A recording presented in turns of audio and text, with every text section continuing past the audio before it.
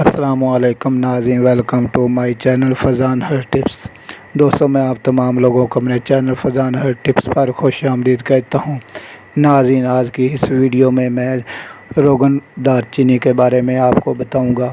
روغن دار چینی کا روغن امامہ چھال سے عمل کشیدہ کے ذریعے حاصل کیا جاتا ہے، لیکن اس کچھ پتے اور جڑوں سے بھی حاصل کیا جاتا ہے۔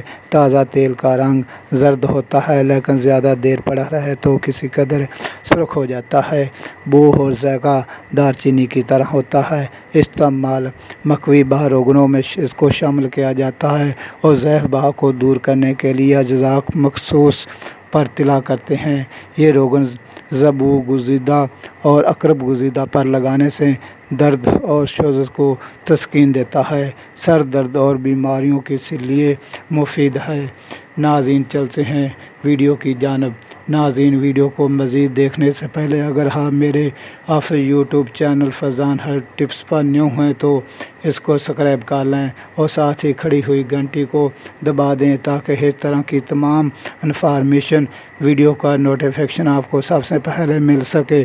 ناظرین، میں آپ سے امید کرتا ہوں کہ آج کی ویڈیو آپ کو کافی پسند آئی ہوگی۔ ویڈیو اچھی لگے تو ویڈیو پر لائک، شیئر، کمنٹ ضرور کریں۔ مجھے اپنی دعاؤں میں یاد رکھیں۔ ناظرین، اس ویڈیو کے دیکھنے کے لیے شکریہ۔ اللہ حافظ۔